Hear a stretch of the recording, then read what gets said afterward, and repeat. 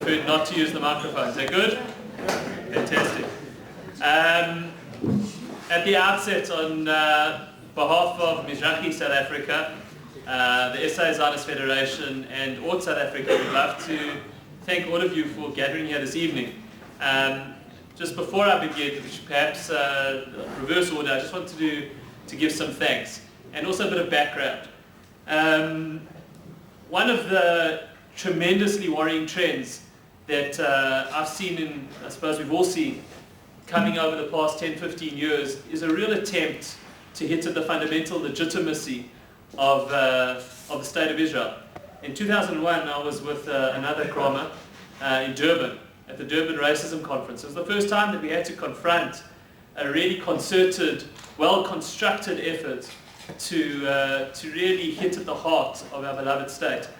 And slowly but surely, over the past couple of years, it's become really apparent that there's a real planned, invidious scheme to swing a large number of African governments to bring their votes in the UN, and particularly in the UN Security Council, against Israel. I don't know if people are aware of this, but in 5 to 10 years' time, there'll probably be another 5 seats on the UN Security Council, 5 permanent new seats, one of which is probably going to go to South Africa, which means, and definitely to an African country, which means that the attempt to gain support for the State of Israel amongst African nations, which is not something which is just stuck in Golda Meir's time and helped us get the plans for Entebbe so we could invade it when we needed to rescue hostages. But it's gone a lot beyond that, and there's a strategic need. And about 4 years ago, we were sitting around a table, and we said, and I sit on the board of the SA Zionist Federation, and we were discussing what exactly we could do. And one of the guys turned to us and said, well, you're religious Zionists. Aren't there other Zionists in the country who aren't Jewish? And the answer is there are. And we have a representative of one of those churches with us tonight, the ZCC, the Zionist Christian Church. And we began a process of reaching out to newfound allies to really create a powerful block of people who would stand up and actually wield political force on behalf of the State of Israel. I'll never forget our first meeting. We went to a guy who has over 1 million people on his farm every year, called the Mighty Men Conference, 1 million Christian men. And he told us unequivocally that he wanted to be part of things, but what could he be a part of? So over the past couple of years, we've generated programs. The first thanks I'm going to put tonight is to a person who really saw this vision earlier. Darren Platsky's here. We ran a program to get a broad variety of people to ride in the 94.7 Cycle Challenge last year, and Darren was part of that. We had the largest group. This year we'll probably have 250 to 300 riders riding in the blue and white. We had this year, the majority of our riders were black, Christians, supporters and lovers of Israel. And what we're doing now, and the vision that we have now, is along a similar line, to really bring the attention of people to the love that a huge number of people have for our state and the real legitimacy that they can confer in a way that we can't. So we were looking for an outstanding example of South African running talent who bore a strong love for Israel. And someone said, call Ludwick. So I said, Ludwick, do you think he'll come? Now, of course, for runners like myself, a Comrades runner is just somewhere between the Lubavitcher Rebbe and God. Lubavitch is just slightly above, depending where you are. So we said, okay, well, what can we lose? And if I can tell you what the phone call was like, and maybe Ludwig's forgotten, but I haven't. Ludwig, we'd love you to come and run in the marathon in Jerusalem. And the response was, I've been praying for 5 years for God to send me to the Holy Land.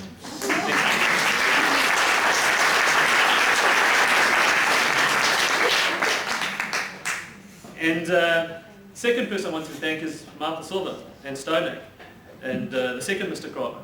Because I told Martha about this harebrained scheme, and he said, that's a brilliant idea. Why don't we do something with Beit Isi Shapiro, and we're close to the Bayit Shel Benji. So I said, great, let's do this evening. So Michael said, great, I'll get Andy Saitovitz to do it. So This has been the best event I've ever organised in my life. Did absolutely all close to nothing. And really a huge thank you to Michael, to Stoning, to Saul, to Beit Izzy Shapiro, to Abacho Benji, to Ruth as well, and to all of you for coming. We really and truly appreciate it. I didn't introduce myself. My name is Rabbi Ramon Whitmont. So for those who don't know me, we're tremendously proud of what we're doing here. We hope all of you will support Ludwick. So any of you who are on Twitter, for the older madrichim in the audience, that's a thing on a phone. Get your kid to show you. You can follow everything that's going on over here. Please spread it out. The Twitter handle is @RavRazor. That's my Twitter handle, RAVRAZR. And the hashtag is #GoForGold with the number 4, #GoForGold. And on Facebook, you can follow it on the Unity Challenge. We'd like to get a serious number of people aware of this, and you will send it out afterwards. But please God, and the last thing I'm going to ask you all is really to daven hard over the next couple of days. Daven hard for Ludwick, pray hard for Ludwick, and we really hope that he's going to come away with the gold, and that we will have a proud South African winner on the front page of every major newspaper, in the sports section at least. But on the South African newspapers, it'll definitely be front page, saying Ludwick Mamabola has won the Jerusalem Marathon 2015. Thank you all for coming, and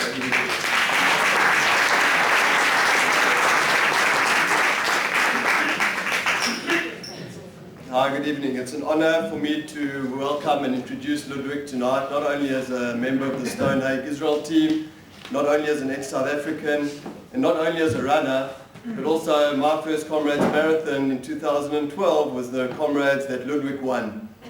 Now, before I talk a little bit about Ludwick, I just want to, for those, I see a lot of Comrades marathon runners here, so a lot of people here know what it is. For those who don't know what it is, I'll be very brief. It's an 89-kilometer run between Durban and Pietermaritzburg every year. It's been run since 1921, except for a few breaks during World War II. This year they're running the 90th year of the Comrades Marathon with over 23,000 runners.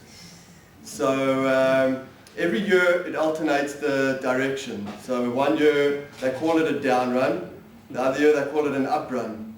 Now, for anyone who's running the Jerusalem Marathon on Friday, the first half of the Comrades Marathon down run makes the Jerusalem Marathon look quite easy.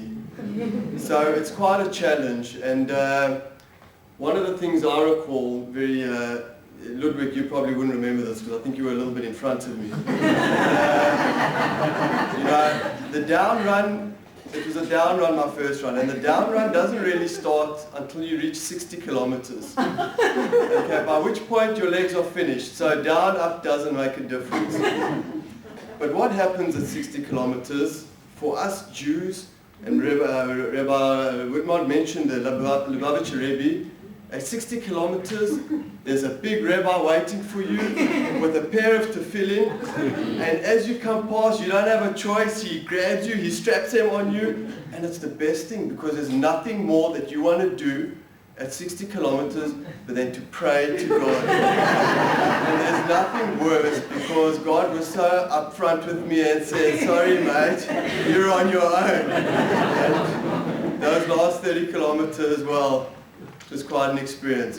But the funny thing is, a guy in our Israel office here, an Israeli guy, just before I ran that first run, you know, he lives in Tel Aviv. He looked at me and said, Saul, you know, I live in Tel Aviv. I don't think I've ever driven 90 kilometers. and he was being serious. He was trying to work out from Tel Aviv to Haifa, because that was the furthest he'd ever driven.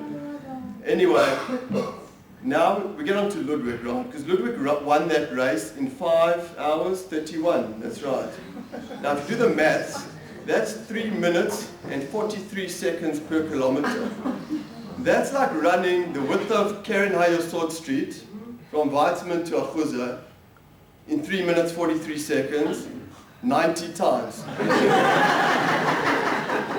Now, try to do that once. I don't think any of us could even do half of that at that speed. But that is an unbelievable, impressive win that you had. You've run 5 Comrades marathons, 5 golds. Wow.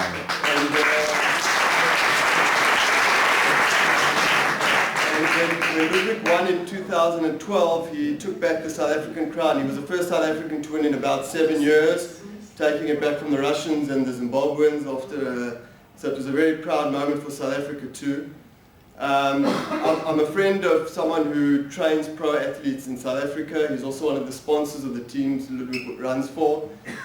And when I told him that I was introducing Ludwick tonight, I said, give me some stories, tell me a little bit about Ludwick. And he said to me, I have to tell you one thing. He said, I've trained lots of pro athletes. He said to me, Ludwick has to be one of the most intelligent runners he's ever met.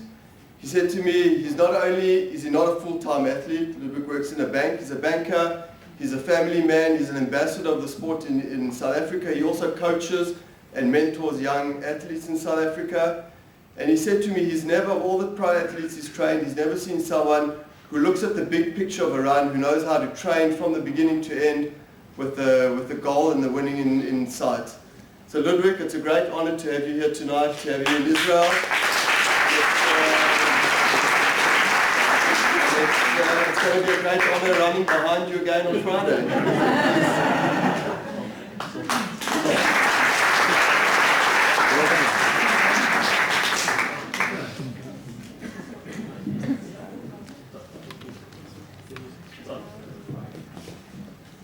Good evening, everyone. My name is Ludwick Mamabola. I was born on the 7th of April 1977 in South Africa by the dusty road of Soopia Mamabola, which is one of the kings there in our place.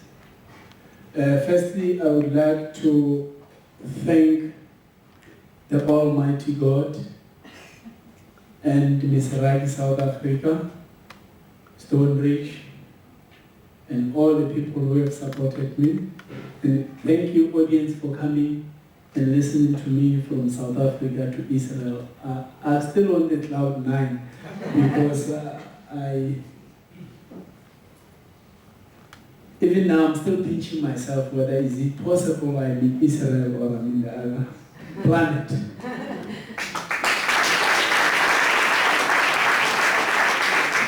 As they have introduced me,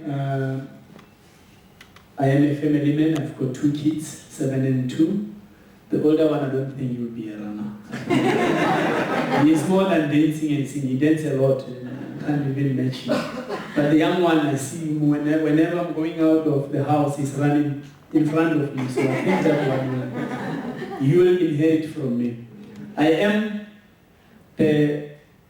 I'm from one of the legendary athletes by the name of Titus Mamabola. He's my great-grandfather. And most of people, when I ran, they said, no, you have inherited genes. It's not about inheritance. It's about the passion, it's about the hard work. So today, it's an honor for me to come at Beit EC Sapiro to speak to you. I always said to people, let us embrace the challenge. And that is when we will experience success.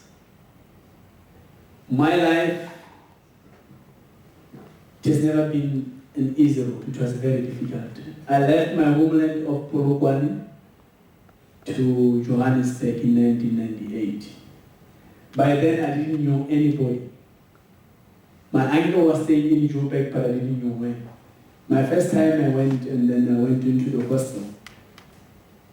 That night I couldn't sleep the whole night because it was for the first time ever in my life I saw a big rat in my eye. I was so scared I couldn't sleep the whole night.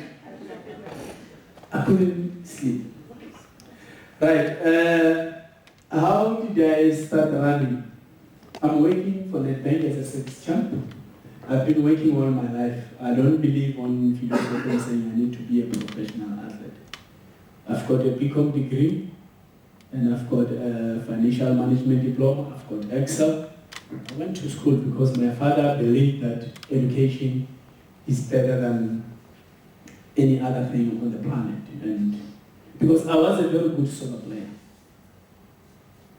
I was a good striker. I represented my province. I've got accolades in soccer.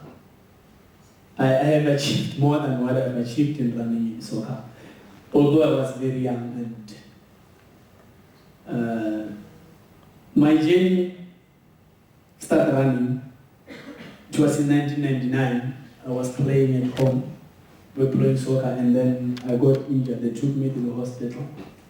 And then when I went to the hospital, the doctor said to me, "You've got two choices. We either cut your leg or you start running." You know, we in our community where I'm coming from rural areas, we don't believe in doctors, honestly. I'm going to be honest with you. We don't believe in the doctor. We are our own doctors because we've got our own belief and religion. Especially at our ZCZ Christian Church, that is where when you've got a problem, you go to church and the pastor, they will pray for you and they will make some tea for you to drink. That's what we believe in. And I had a very difficult choice to make because I was a very good soccer player. Everybody loves me. I was a very good soccer player. And now I start running and the doctor's cutting my leg. We black people, where I'm coming from, we don't believe in operation. Since I was born, no operation. I remember the young age when I was 7, I was broken leg. They used to put salt every night and water and everything. It was so painful and itchy. We even took the batteries. You see the PMP batteries. The older days, they used to use batteries for the radios. We take that when you've got a sore, you will put that in, you will feel more pain, you will cry, but the following morning you'll be walking, you'll be fine. So I had a very difficult choice to make. Whether I must start running or they must cut my leg. And it was a very difficult task, honestly, because I loved soccer, I lived soccer. Then I had to make a choice. And then I decided, okay, I'll play soccer, and then start running, play soccer, start running, play soccer. I will play soccer, I will go and run 6 o'clock in the morning race. 3 o'clock I'm playing on the ground. Along the route I realized that I'm torturing myself and my body. And one friend of mine said, you know, you can be a very good ultra distance runner. I said to him, no, my friend, I love soccer. I said to him, why? He said, you've got more energy, you've got more stamina. You can play soccer in the morning, go and run. Run in the morning, go and play soccer. You've got more stamina. I said to him, no. I kept on playing soccer until I completed my degree, and then at one stage I realized that along the route I developed the love of running. Because since I started running and my life changed completely, I became more disciplined than in soccer. So in 2002, my life begins at Bedford Runner, where I was a cleaner. My first job was being a cleaner. I started by cleaning the shops. And I'm very proud to announce that because it made me who I am today. Without that job, I wouldn't be where I am today. Without running, I wouldn't be who I am today. I am so grateful to Graham Moore from Bedford Runner. He is the guy who brought me into running. I remember my first race. I ran with the soccer boots and I was second. But I couldn't understand what was happening. Because everybody was complaining. Like when you were in soccer boots, when you were making noise to the people and I was running. But I couldn't even understand what was. He said to me, you are number second. And I couldn't understand what is number second. The next thing he gave me an envelope. That envelope, there was money. It didn't sink into my mind. He said, you can be a good athlete. I said, good athlete? He said, yes. I said, no, come. And the other time they've got time trials when they got all, I didn't know, it didn't sink into my mind what I've done, what I've just achieved. And the following Saturday, they called it a time trial. I didn't know about it. He said to me, you follow all, you see all these guys. Give me size, I'm wearing size 8, you give me size 9.5. The shoes, they will look at me like this. I was wearing them, but I was comfortable and I was very happy because that was my first shoe. I didn't know about the size, what the mechanism, all those things. And then I ran with those shoes and then we were doing 21 kilometers, around 12 Ks. Suddenly I was running in front of all those athletes he mentioned to them, and they couldn't pick up the pace with me because I was running very fast. And then he came to me and said, no, you must run with them. I said to him, no, I can't run. These people are very slow. And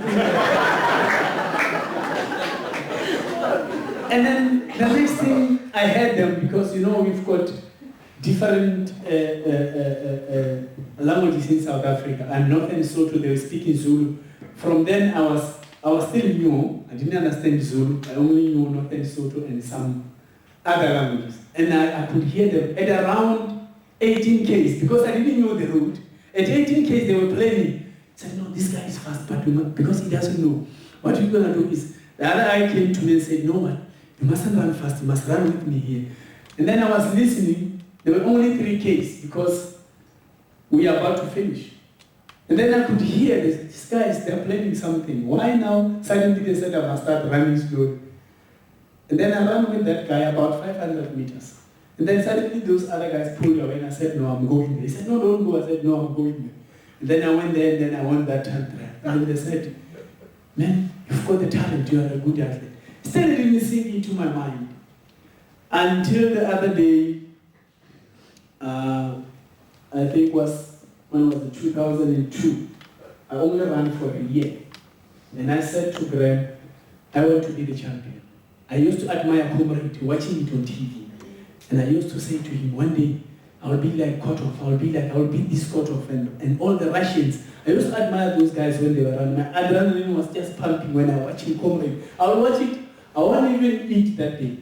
Early in the morning, 5 o'clock, I'm up. If it's cold, I'm with the blanket. I'm watching, only drink tea and watching what is happening. But still didn't sink into my mind. But I said to Graham, he said what? I said, I want to win that race. He said, no, you are still young, you can't do it. I said, no, but I will do it. 2002, we were a group, I think with 3 of us.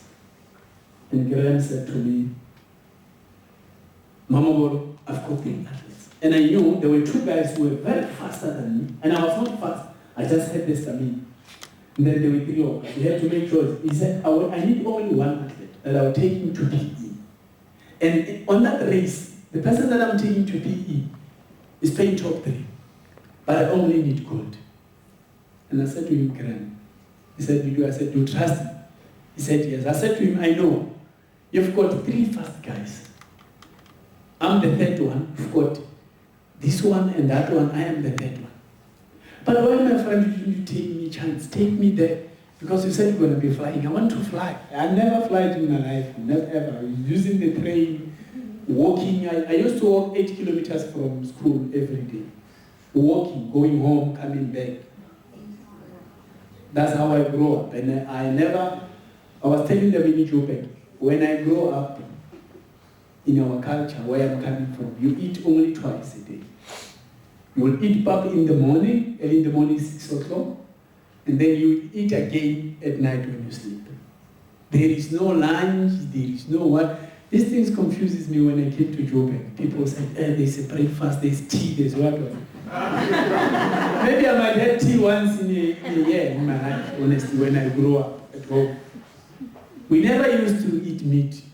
We have milk from the cow and the goat. That's how we grew up. And potatoes, we plow all those things. That's how I grew. When I came to Joburg now, the city was cold with lights. It was very confusing. Right, I said to Graham, you know what, Graham, you've got 2 guys who are faster than me. But there's something that I can promise you. I can promise you gold. And then he said, okay, it's fine. You go and speak to those guys, those who were fast. It was Annie and Robert. He said, Robert, I want to take you PE. And I was listening. I was saying to him, in my heart I was praying. I said, God, let him say no. Then we left with 2. And it happens. He asked Robert, Robert says no. Now we left with 2. He said, Annie, can you go? And he said, no. Yes, I will go. And then suddenly he got injured. 3 weeks before he can book the tickets to go to PE. Then he had with one option, trust me. He didn't trust me. And I could see him, this guy doesn't trust me that I will do it. And then suddenly I was the only guy who was left on his team. Then he flied me to PE. I remember that night, that day, it was for the first time ever in my life in a plane. I've never been in a plane. When we take off, I was so shivering like this. It's like I was dying. I nearly vomited, but I couldn't. And I asked the guy who was next to me, I said, what is happening? I can't even see. Because it was a new experience. So he took me to PE, and then we went there. Then we went to registration. After registration, we went to the hotel, and we had a meeting. And then he said to me, I need gold. I said, Graham, don't worry about the gold. You've got gold. Tell me more what you want. He said, no, I just need gold. I said, gold, even number 3. He said, yes. I said, okay, sir. You've got your gold. The whole night I couldn't sleep. I was thinking about getting the gold, pleasing Graham, winning the race. I remember it was for the first time ever in my life. I used to read about the top athletes, Nchilichas, we call them Nchilichas boys. They were twins. They were very, very fast athletes in South Africa. They've never been beaten before. And I come across to face them. It was a real challenge. I had pressure for me to get gold. I had pressure. Those 2 guys were there. When I went into the starting, I looked for them and I could see. I asked him, who is George, who's what? And he said, there. And he pointed them. I said, these 2 guys. He said, yes. I said, it's fine. What I'm going to do is my strategy is to sit behind them. Then see what happens. But guess what? When the race started, I think the first 1 kilometer we did in 4 minutes. And I looked at my watch, I said, 4 minutes? No, these guys are playing. 4 minutes is too much.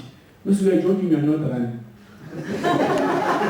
Then I pulled away from all the group. They were there in Jesus and gold because I was running behind them and I could see they are taking time. I said, no, these guys are going to waste my time. 2nd kilo, I was running in front. 3rd, 4th, 5th. At 10 kilometer, Graham's wife, she was looking after me on the road. She kept on coming to me, go back. I said, what? Why must I go back?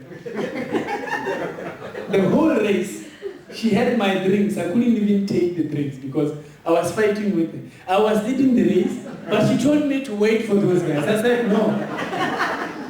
I remember at 21 kilometer mark, she said to me, Look, go back. Those guys are coming, they're going to destroy. I said, just leave me alone. She said, yes, I drink. I said, I don't want it. I drink water. And guess what? I ran the whole race alone from 2 kilometers until 35.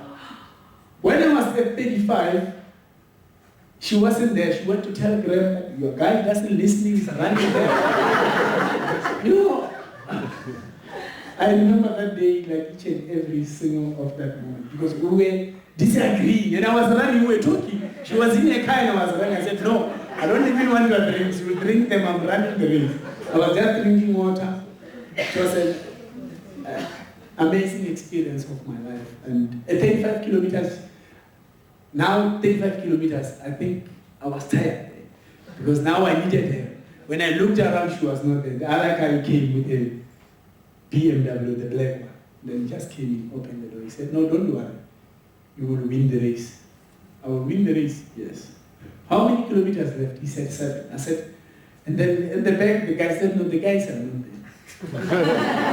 But I wasn't sure, but I was tired. I couldn't even look back. I ran until I reached 39. At 3 kilometers, the stress comes. That guy came again with the BMW. He said, the guys are coming. I said to him, how many minutes behind? He said, 3 minutes. I said, no, the one catching. I said to him, where is the finishing? And he pointed like about 5 kilometers away. He said, there is the finishing. I said, please God, help me. I want to be the first to reach there. And guess what? At the end of the race, I won that race. I ran 2 hours, 22 minutes for the first time ever. Wow. That was not the end. 2003, we went to the other race. It's an ultra marathon. That ultra marathon, the record was 2:50. And all the top guys in South Africa, all the top guys, they went there. They tried to break that record, they failed. And Graham said, no, I want to take 4 or 5 guys. It was paid top 10. He said, I need gold. I said, Graham, don't worry about the gold. You already have gold. What more do you want? I still ask him the same question. He said, no, you can't beat. There were names, you call names. You can't beat who's it, they are there. I said, Graham, you know what? I'm going to beat those guys. And if I beat them, you must pay me. Let's make an agreement tonight. So we made an agreement, me and Greg. The whole night, guess what? The whole night of Friday, we were running on Saturday. I couldn't sleep. I was singing, praising the Lord, I was praying, I was making noise. The whole evening come and say, no, move out of the hotel. I have to stay on the street for more than 4 hours because I couldn't sleep. The excitement. The morning, we went to the start. And I said to him, Graham, what do you want more? He said, no, I just need gold. I said, gold is top 10. You've got gold, don't worry. I just want to know what you need more. He said, you didn't sleep first thing, you didn't eat. How are you going to? And I said, don't worry about those things. He said, no, my wife's James is there, she's going to look after you. I said, no. I'll look after myself because I had a bad experience. She was telling me to stop while I wanted to. So the race started. I remember we were running. I didn't know I was in no man's land. And I ran with all 2 guys. I was so excited. I was sitting with them. He bought me the new Puma shoes. They were very nice, those shoes. Then we ran. I was looking at those guys. We were about 6 or 10 on the bunch. We were running 50 kilometers. At 25 kilometers, there was only one guy who was in front of us about 4 kilometers. And I said to the bunch guys, no, we are playing. And they looked at me, all of them, because they didn't know who I am. I said to them, guys, we are playing. I think now it's time for you to make a move. They thought I was crazy. They said, who is this? They asked each other, who is this guy? Where does he come from? Nobody knew. Suddenly what happened? I made a move from 25 kilometers. There was only one guy who followed me, and we ran together. On the road, just, no, don't run fast. You see, who of these races are there? They've tried, they failed. I said, no, don't worry about them. Let's worry about the person who's in front. We couldn't see him. That guy was gone. He was gone. And I tried to ask, where is the first guy? They said, no, you can't see him. He's gone. And I was running with that guy. He said, no, the names. I said, you know what? Let me leave you here. You will wait for them. They will catch me in front. They will wake me up there if I'm tired. I ran away from him. There was Osaki Seneg. It's a mountain. They said, on that mountain you walk. I never walked. That's why I accelerated. Guess what? At 42 kilometer mark, I was passing that guy who was leading us by 4 kilometers. Wow. It was only 8 kilometers to go. And I went to him, because I respected him. I said, my brother, how are you feeling? He nearly beat me. He was tired, and I was still fresh. So I said to him, okay, it's fine. Bye-bye, you will find me when you're ready. And then I was, at 45 kilometers, they said, you are winning the race. I'm winning the race. Because I was running with the blue light. There was a guy in front of me with the lights. I was so happy. I was so excited. My shoes were green. My hair was green. And the light, it makes complete my day for that. I ran that with confidence, but I was tired. But because of those greens, I was so happy. And then, when I get into the stadium, I couldn't believe my eyes. Nobody believed it. I still have got that photo from Bedford View. They said when I went there, I still didn't sink into my mind. Graham was about 27 kilometers. They said to him, a known athlete has broken the record. And then what he did is, he asked what colors. And it was his colors. From then he took a gun to come to the finish. And then he couldn't believe when he found me. He said, did you break the record? I said, yes, I broke the record. It was 50 kilometers. It was for the first time ever running 50. And everybody came to me, how did you do it? I couldn't understand. It didn't sink into my mind that I'm the champion. I was like, for me it was like fun. But honestly, even today when I run, pain for me is fun. Pain is not something that can sustain you more than 30 minutes in your body. That one I can guarantee. Pain is just there to distract.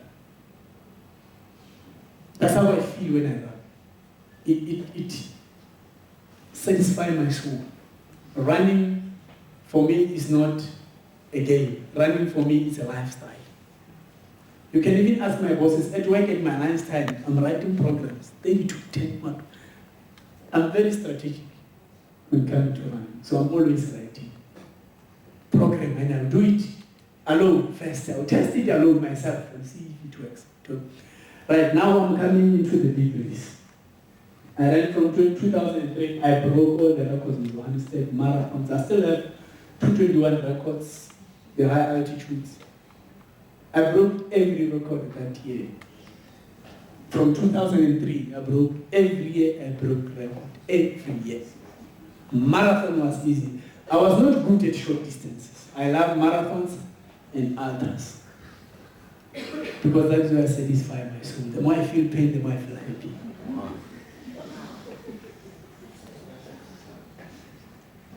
2009, I went to Tuoshi. And I came 7th position. From then, 2006, Graham sold me from Bedfordville to Mr. Price. He sold. Said, no, I don't know what I need you. You have reached a stage whereby I can't handle you anymore. I'm pursuing to a professional team. Now I started running with the big guys. And I remember for the first time in my life, when I went to sign a contract with Mr. Price, they gave me a very big bag from that side to this one. With clothing, everything. I was mad, I was crazy. I went wild. Oh, these things for me, they said yes. And 2008, my running goes down. Because I was happy.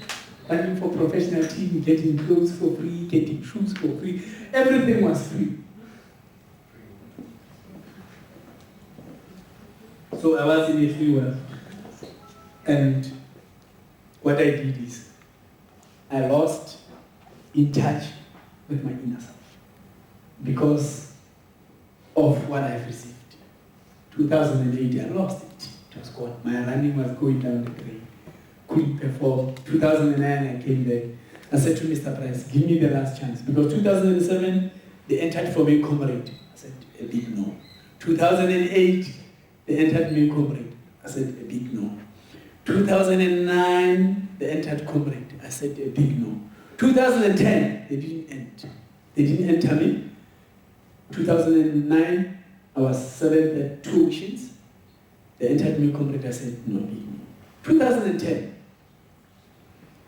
they didn't enter me Comrade. And I said to them, 2010 is my year, I'm going to Comrade. And I was telling all my friends, I was so excited and nervous. You know, I was so scared.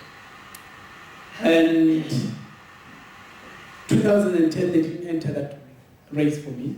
And I entered myself. I keep on training, keep on training. I remember the training that I was doing. Every afternoon on Sunday, I would go and do around 45 kilometers.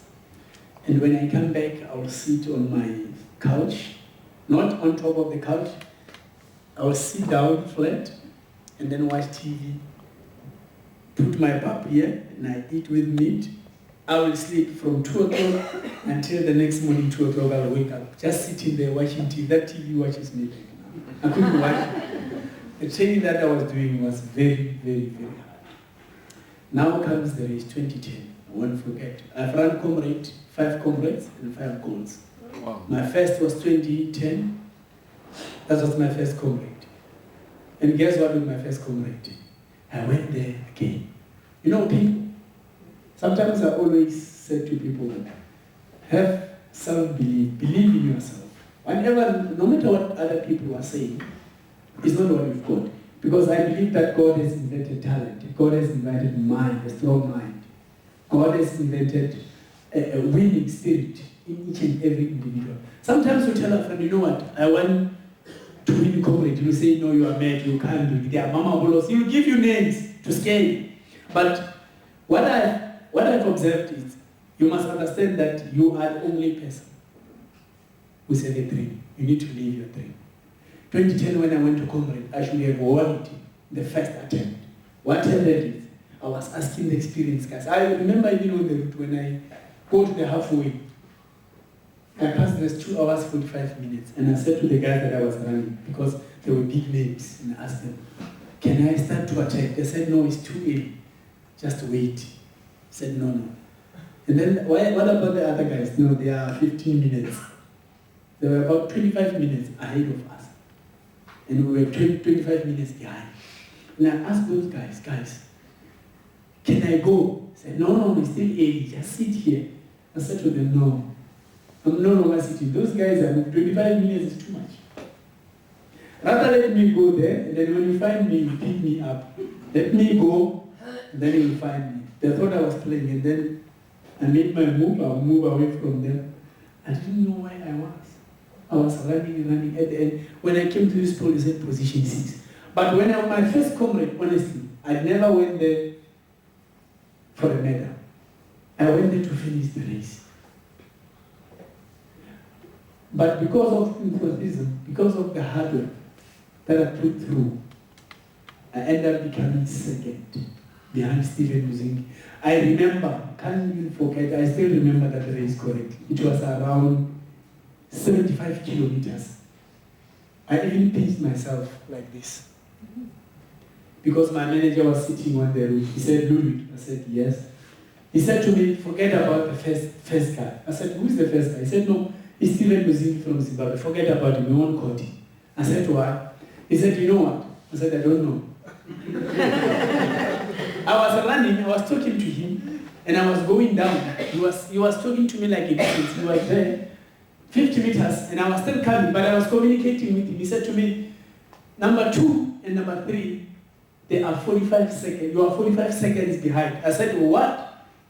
45 seconds or 45 minutes? He said 45 seconds. And I was like, wow, what kind of a race is this? And then you know what happened? Suddenly when I looked up, because I was just looking and I was running like this, not even looking what I was doing. And when I looked up, I saw 2 guys there. I said, God, please give me the strength to get those guys. I went to them within 5 minutes. I was in the second position. And I couldn't believe it. When I went to the stadium, everybody was overwhelming. They were very happy and shouting. Still didn't sink into my mind. And they said, position 2. I said, position 2? Wow, God is great. That was my 2010. I came second from nowhere. Nobody knew about me. And they were asking, who's your coach? Who's your physio? Who's your doctor? Who's your dietitian? You know, now they're talking another language that I don't know. Because I just the resources that I've got. So what I'm trying to say is, irrespective of resources, you can achieve what your heart desires. You must have confidence. You must have self-belief. You must believe. Because I knew that I can run that race, but I was scared. And then they said, come second. 2010, I was second. Everything was right. Then I go home. Everybody wanted to sign me now. I get confused. Why these people want to sign me? Because I'm running for this. And 2011, I trained. 3 weeks before the race, I took leave, I went home, and I trained harder. A week before Comrades, my legs couldn't take it. I was feeling pains even when I woke up from bed. I couldn't understand. And I went to the doctor. When I went to the doctor said to me, you have pulled all your 2 hamstrings. It is impossible for you to run this year. I said, what? He said, hamstrings. I said, what is hamstrings? You know, some things, it takes time to understand. But education is a key. I've learned a lot. And I said to them, I remember, even my father said, no, you are not running this year. I said, no. If I don't run, I will be like a coward. I was second. Everybody's looking for me. I was second. I must go there and run again. The doctor said, no.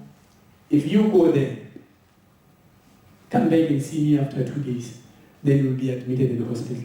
I said to him, yes, I believe you are the doctor. You are the most educated guy. You have learned about the veins. You have learned about everything. But my doctor, let me tell you something. There is a man about there that whom I don't trust. Can you allow me and my God to do this duty? He says, no, you can't run. He even gave me a letter, and I had that letter. Then he said, take this letter to Mr. Price, to my team managers. And I know if I took that letter to my team managers, they won't allow me to run. I said, no, I'm not going to give them this letter. And then they were asking me, are you all right, Ludwick? I said, yeah, I'm all right. But in my heart, I know, I want to run this race. Because I ran the down run, I came second. Now it's the up run. If I don't run it, I'll be the coward. And I remember the night our manager came to me and said, are you all right? I said, are you sure? Are you all right? I said, no, I'm all right. He said, didn't you go, I don't know, maybe somebody told me, didn't you go to the doctor? I said, no, I didn't go to the doctor. I kept quiet. And then when the race started, I ran with those 2 hamstrings. I ran with the pain. I ran with pain. 2011, the whole race from start, I ran with pain. But it was between me and my God that I know I've got pain. And I know that I will do it. I will go there. The whole day, the last, from after 70 kilometers, my whole body was numb, but I kept going. At the end of when I went to the stadium, I was positioned 7. Guess what? And I said, God, thank you. Indeed, as you said to the Israelites, you never forsake or leave them. Even myself, you never leave me or forsake me. Now I came 70 with these injuries. And then guess what? After 2 weeks, I went back to the doctor. I couldn't train. My body was finished. It was a breakdown. I went to the doctor. Then when I went there, the doctor said, no, for me you look fine. You can start running. I said, wow, praise the Lord. But I didn't start running. He said, how did you do it? I said, faith. Faith is the key. It's something that nobody can take it away from you, irrespective of any condition or the situation that you face. The difficult time came into my life, 2012. I trained a month before. I asked my bosses to give me a month to go and prepare. Honestly, from 2012 January, when it started, I told all my friends, all the people, I'm the champion this year. Are you mad? You came 7th. I said, no, I don't worry about 2011. I'm talking about this year. I'm winning these Comrades. My friends said, are you mad? I said, no. When you talk to me today, announce me as a 2012 champion. They thought I was mad. Everybody thought I was mad. Even my mother, even my wife. They thought maybe something is missing in my mind. I said, I need this service. I worked. Then I went to my bosses. I asked leave. I said to them, can you please give me a leave? I want to train only for these 3 weeks. He says no. I said to them, it's fine. What I'm going to do is, you stay with your money. I go with my belief. I'm going home. I'm going to train. I don't need your money. What are you going to eat? Don't worry about what I will eat. God will provide.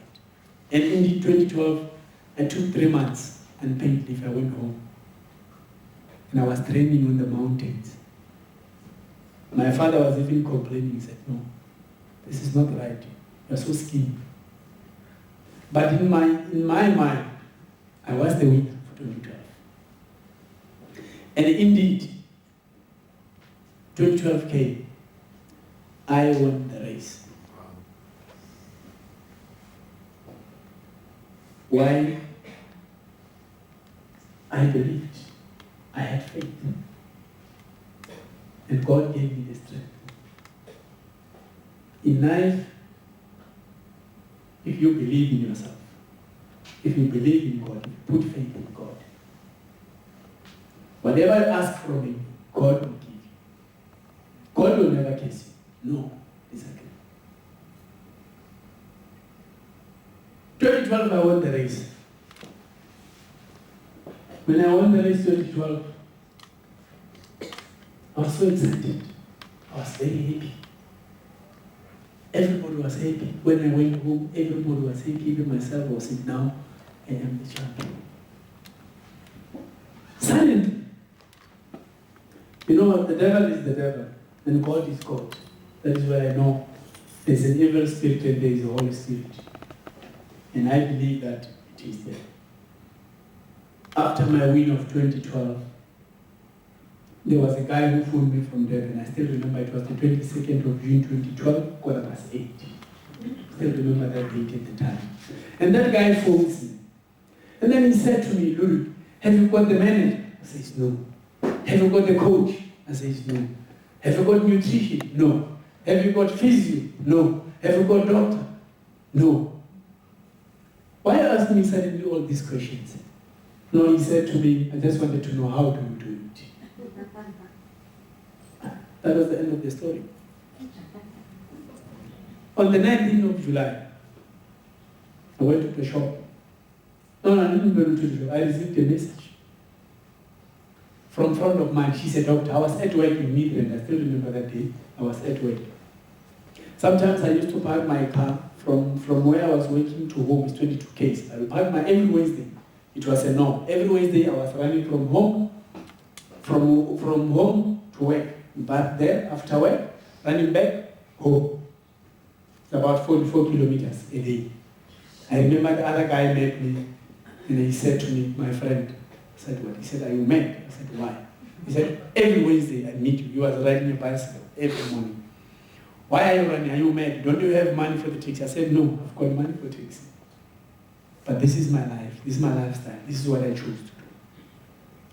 And then when on the 19th, my friend says, "No, I take it lightly." I said, "No, you need to get lawyers." I said, "What? Lawyers? Lawyers for what?" She's a doctor. You know, when doctor talks, you get shivered. What is wrong? She said, "I didn't know." She saw the news and I was clueless. One friend of mine sent me another message again. What nonsense are they talking about? I didn't know. I was in a dreamland. And I couldn't understand at 1 + 1 or 2 what is happening. On my way driving back home, I was supposed to go to the stadium to train. And I received a call from one of the newspapers called Daily Sun. He said, "Mamabola." I said, "Yes, how are you?" "No, I'm fine. Where are you going?" "No, I'm going to train." "To do what?" "No, to train as usual." He said, "No, you can't train." "Why did I go wrong?" He said, "No, you have tested positive." "Positive? For what?" "No, don't you know?" "No, I don't know." "Have you got a letter?" "I don't know." You know, he asked me questions, security questions about all what happened. But I couldn't understand still, but I was just answering him under general, like normal. And guess what? What happened is I went to the stadium, and then when I reached there, I was training with my little brothers. I called them my brothers. I was training with them. And when I reached there and I looked them into the eyes, the other one was like crying. And I asked him, "What is wrong?" He was shaking. And I said, "Why are you shaking?" He said, "No, haven't you heard?" I said, "Nothing. I haven't heard anything." He said, "No, I was reading on the internet. They said you tested positive.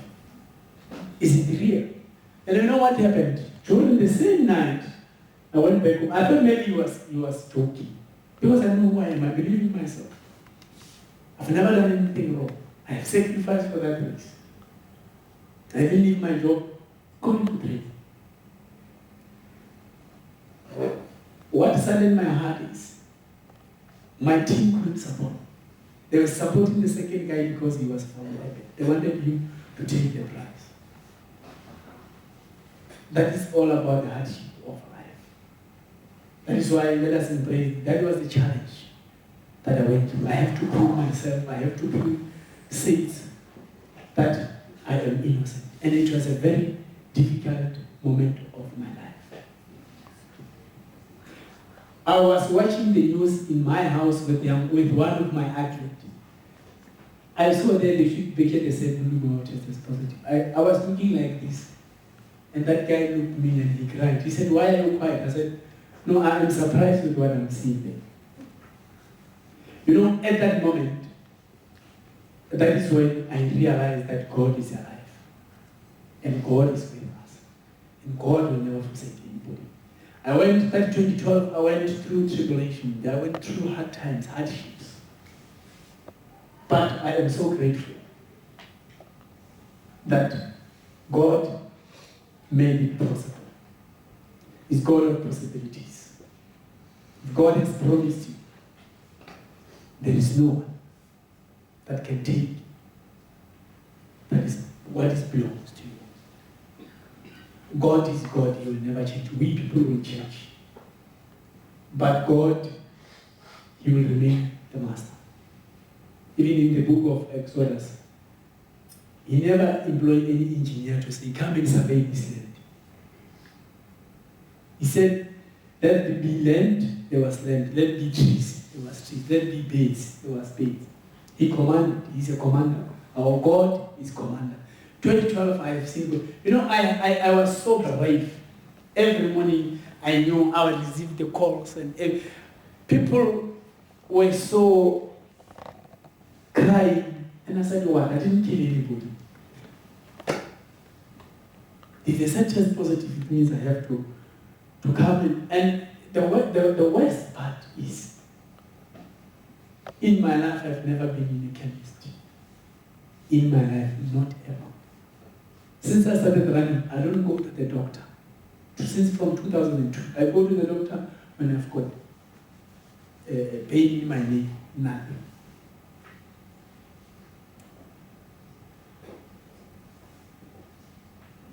I remember 2012, I went to my church, it was at CC. Everybody was crying, my home, like all the people, they were phoning my father, how is he? Some meet me even in town and come and touch me and say, are you still alive? I said, yes. How do you do it? They couldn't believe, but because I'm a Christian and I believe in my church. And guess what? God is wonderful. At that moment when I was crying, everybody was screaming my name, this and they want the dope and whatever. And I said, I remember the other night, that is when I cried. It was only once, 12 o'clock midnight, I can't forget that. And I said to my wife, my wife was crying every day. What happened? I said, I don't know. Nobody knew but God knows. And I said to her, God knows. That night I prayed, I said, God, you have known me from my mother's womb when I was a child. And whatever these people are saying, I'm talking to you. You know me. You know the hardship. You know the sacrifice that I made to achieve this. There is one thing that I'm asking. Because you are God, please, I only need one. I don't need money. I just need 2013 to go there and run. Remember, by that time I was bad. I couldn't even run. I couldn't do anything. But can I tell you something? On that difficult time, I was training everything. People thought I was mad. They come to my house and said, we come to donate food. I said, I don't need food. This time what I need is God. I don't need anybody to come and feel pity for me. Because I don't know what happened. 2010, I went, nothing wrong. 2011, I went, nothing wrong. 2012, after 7 years, the race was dominated by the foreigners. When I won, and then they said I lost the race, I said to them, you wanted to tell me that South African, we are not good as we used to, like the times of Bruce Fordyce and Titus Mamabola.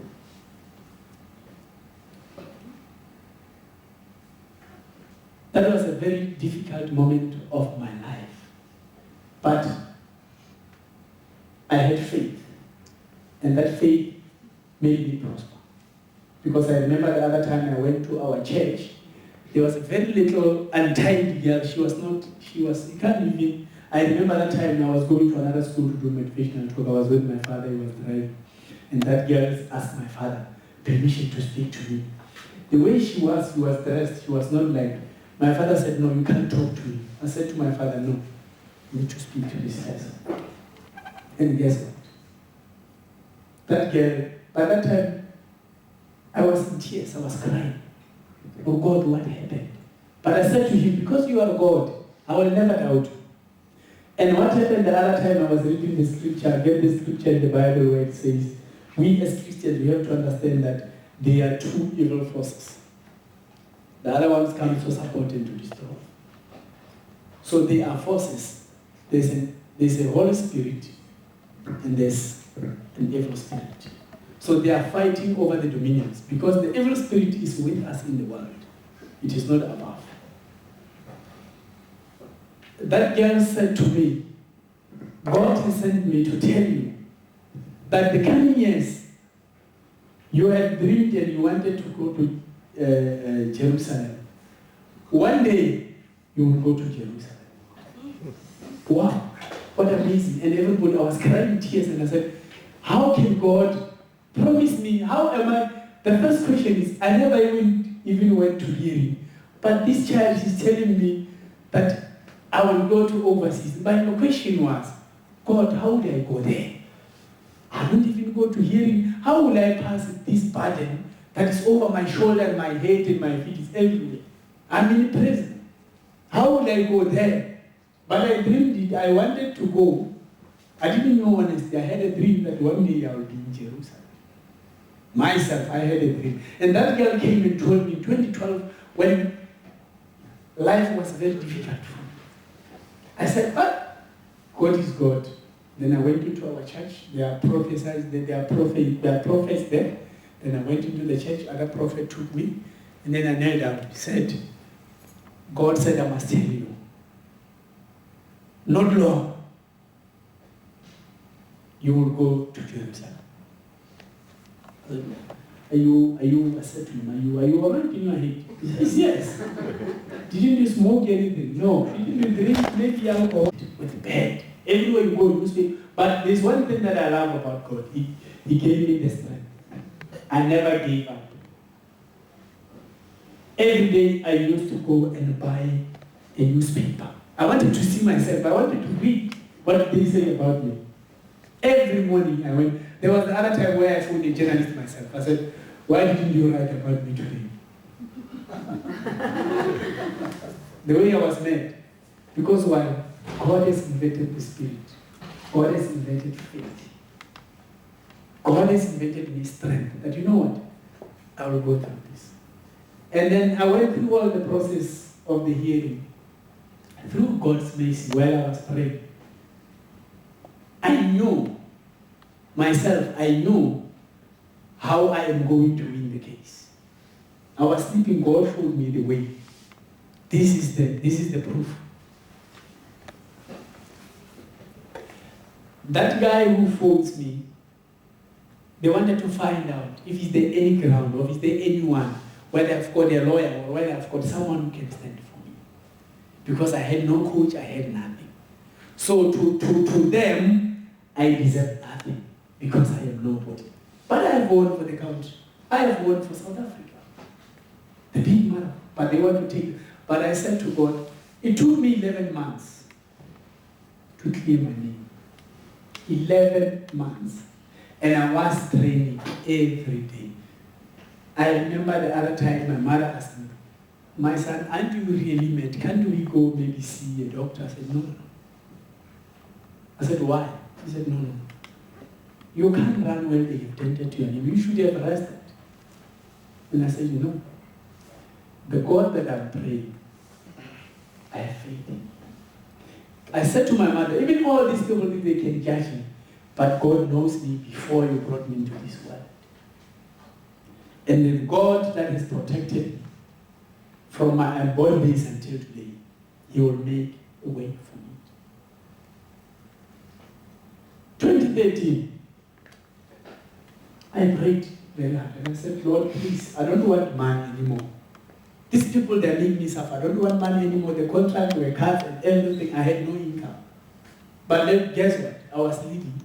My car never stopped, so I was still driving my car. People were talking, they took the car from him. People will just talk their own story. They create their own stories. And they will even come to you and ask, how are you? Then they shake your hands. But then when they leave, the bad mouthing. That's how I've learned and God is shown. Because sometimes in life, you need to know who your enemies are. Even Jesus Christ himself, you know that Judas Iscariot is going to sell him. But he never said him go away. He was with him all the time. So even myself, I learned to live with my enemies. They would come to me, how is the case? I said to them, no, I have lost the case. You've lost the case, so much money. Yeah, I have lost it. Because they wanted to know how far I am, what is going on. God has given me their secret. And I remember very well, it was the 12th of February 2018. I said, God,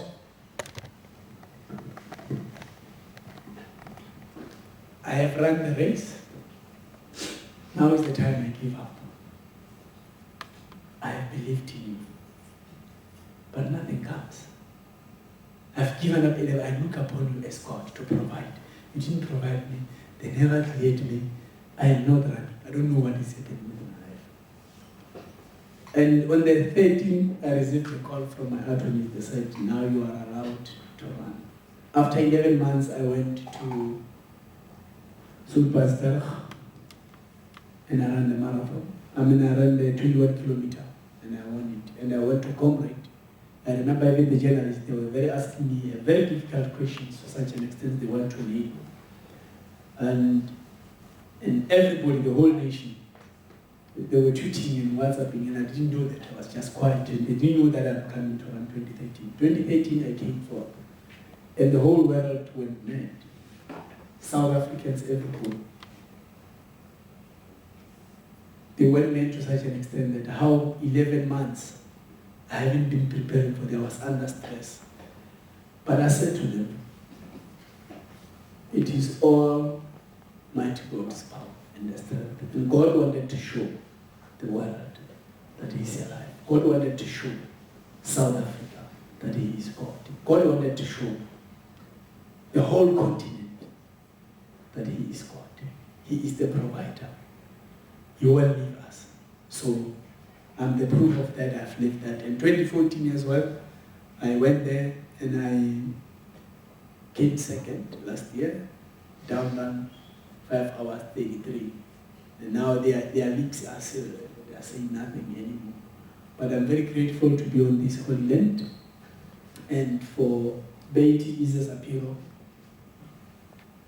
for what you are doing, looking after those people. I don't know how to explain it, but can Almighty God give you the strength and power? Run the race, but don't get tired. God must invent endurance for you to make those disabled people realize that they are people who are caring for them. Even myself, I said, if I can win Comrades, I have 2 children from the street, then I'm training with them. Every day, I share them with my knowledge, my philosophy, whatever I've got, I share with them. So seeing you doing that, it really encourages me to go back to my country, to do more than what I have done. Let us look after the needs. Let us provide those who are in need. Let us not look where they're coming from. In my conclusion, I'm saying that the team that I'm doing now, I call it the TPT, is the podium, is together podium team.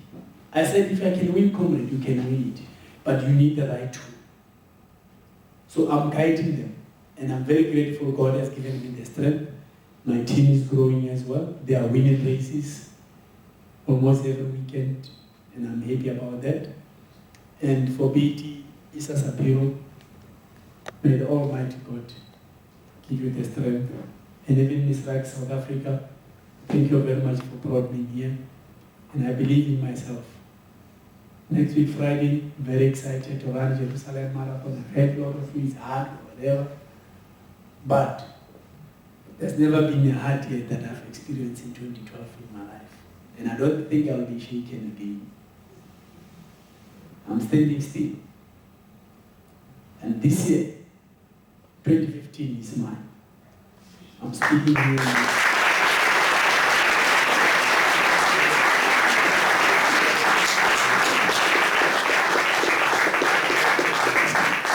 Life has taught me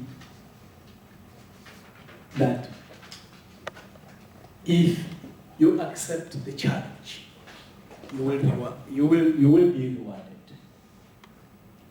So whatever you go through in your family, whatever your children are going through, let us know there's only one God. And that God will never leave you. That situation or the condition that you are is just for the meantime. It's not a lifetime thing. I'm talking from an experience. There are things that will come in our lives in order to distract us to achieve our goals. Let us not allow that. Even in our children, we must teach them.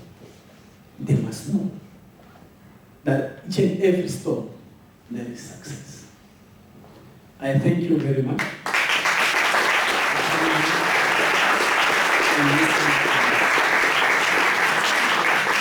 I'm looking forward for Jerusalem Marathon. is mine. People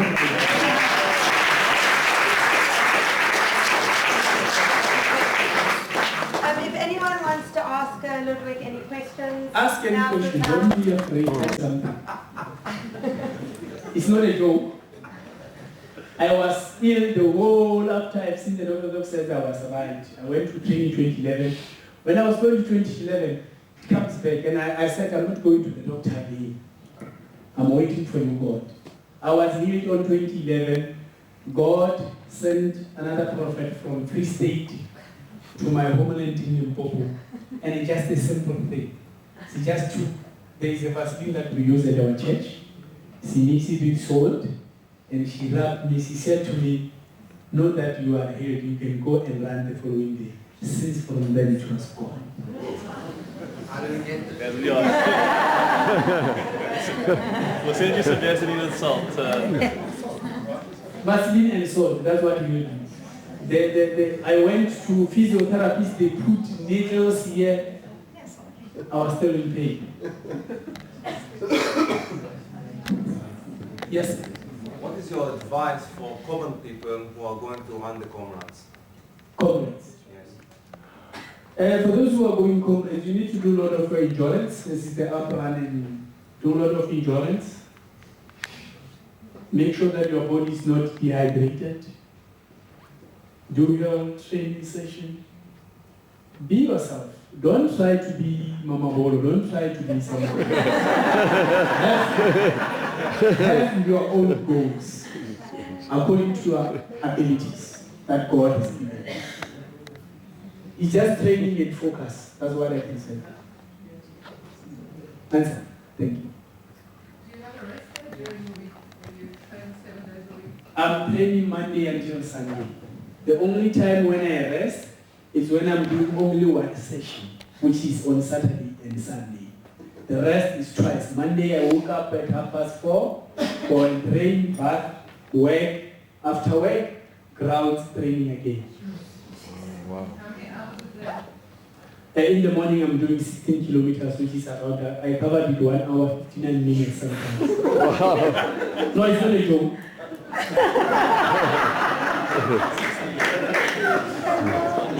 And my long run, my advice again to that question, don't run Comrades on training. You'll run Comrades at the day of the race. On my training, do 50, 55. Most of, I find it strange. In my country, people are doing 7 hours. I can't do it. It's too much for my body. I just do 3:45, 4 hours, and then that's it. Yes? What is your daily diet like? What are you eating to sustain your training pattern? No, for now, thanks to 32 GI, Mark Wolf is looking after me. I've got 32, I've got protein, I've got endurance drinks that I normally use. Normally I eat bread in the morning, but I love my pap. I still eat pap every day. So now I'm here, it's a problem. Just whatever is to me. Because if you live in Rome, you must do what? Rome is good. So I didn't bring my meaning. You get it at Wheatland.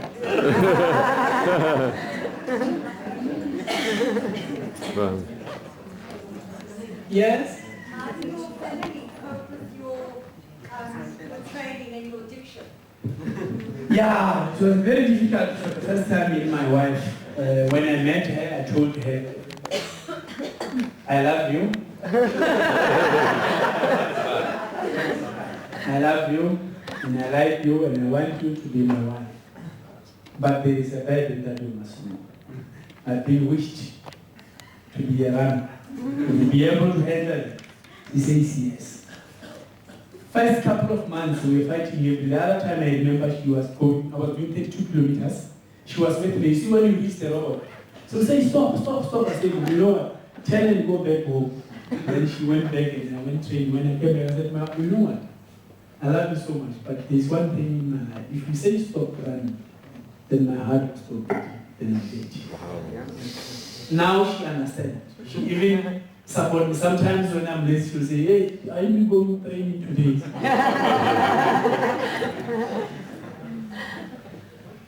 It's about education. We need to educate our husbands, we need to educate our wives on what we're doing. What is quite challenging in South Africa is we don't educate our husbands, our wives about what we're doing. Sometimes take them. There was one friend of mine, I was training him before. Now he's the champion. He never used to be in. The other time, it was 3 o'clock. I went to fetch him, he must go to the race. And his wife said to me, he never told me, he was gossiping, talking. And he was telling him and the other people that I'm taking him to see another wife, to see another girlfriend. I said, oh, is what he said.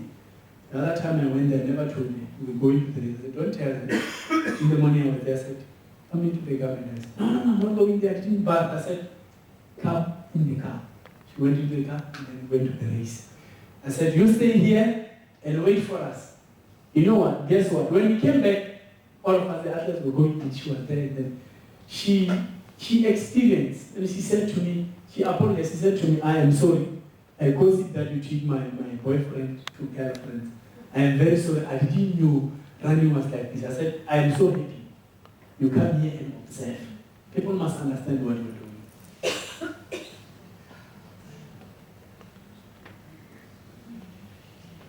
Any other questions? Have you thought about trying to break the 2-hour barrier? Something? 2-hour marathon barrier. There's a lot of talk now in the runners' world about.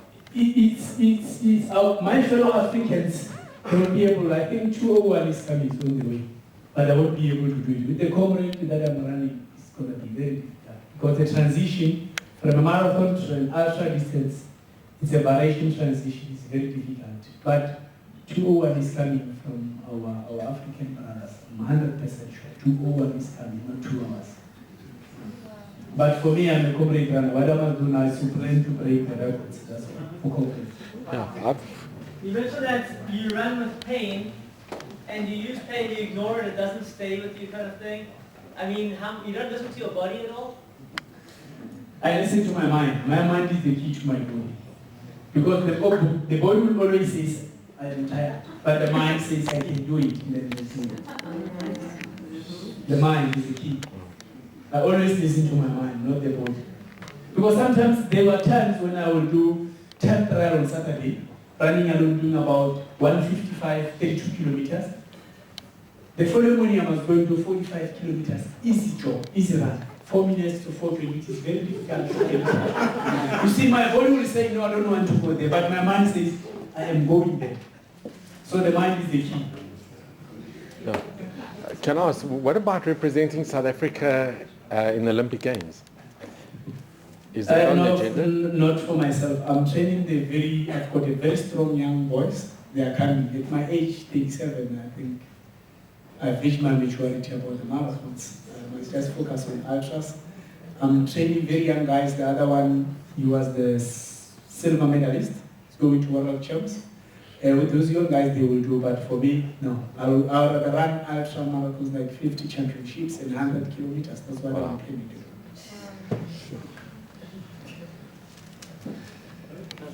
Do you ever wake up and just feel like you can't be bothered and can't get going? No, I had those days. I had those days. I had those days. You know what I do in my house? Each and every wall in my house, there is a program. In my house, each and every wall, there is a program. When I feel like that, I go and look at the program. I say, the program. And then the next thing, I don't talk to anybody. Go into my bathroom, put my shoes on, and look at the program, and I'm out. I feel that sometimes I want to sleep. It's impossible. Wow.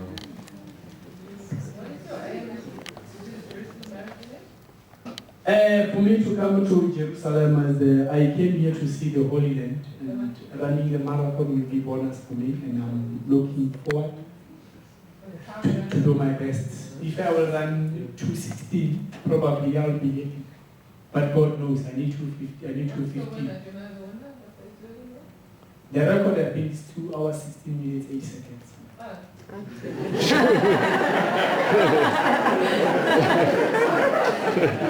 Okay, last question. Someone in the back had a final question.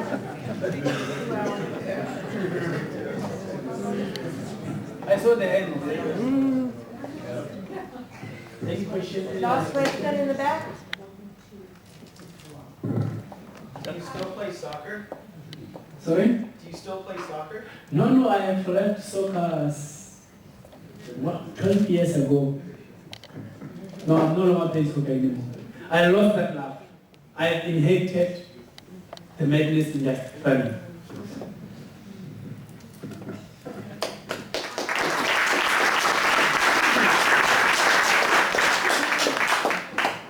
You have a social life. I know that question was coming. People are saying my life is boring, I don't have a social life. You can imagine being a full-time worker, a runner, a husband, Christian, father. Honestly, I socialize only with my family. But with my friends, when they've got party, I go there for a certain time. I won't stay all the whole night party. Social life for me is very limited. It's only with my family. That's when I've got social life with my kids running around the house. Ludwick, what do you think about when you run? Sure, it's a good question. What do you think about when you run? Well, what comes up in my mind is I believe each and every individual who goes into the stand is a winner. But when I run, I want to achieve more. I want outstanding results. And when I run all the time, like I said, I satisfy myself. If I don't run, I get sick. Even at work. The day that I didn't train, they will tell me, you didn't train. I said, why? They said, we saw you in the face. My face is not glowing. But why are you running? On the run, what's going through your mind? No, what I always, sometimes when I run, I visualize Kenyans, I visualize my great-grandfather, I visualize Kotov. I've got a lot of visions in my mind because I'm so passionate about it. Hamstrings as well. Thank you so much. On behalf of all the children at Baby Shapiro and the lone soldiers at Habai Benji, we really thank you for sharing your personal story of triumph with us. Both the organizations tonight represent people who have their own massive ultra marathons every day of their life to get through. And we deeply share in your mission of empowering others to overcome life's challenges, and with courage and bravery and faith like you have. So thank you so much, and thank you to everyone for coming to support us, and thank you so much.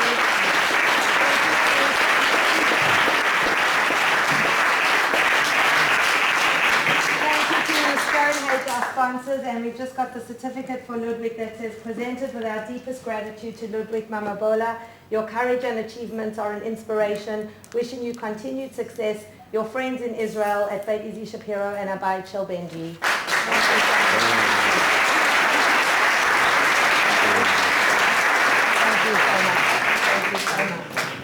Thank you. Now when I'm running a race, I'll think about my friends in Israel. Wow.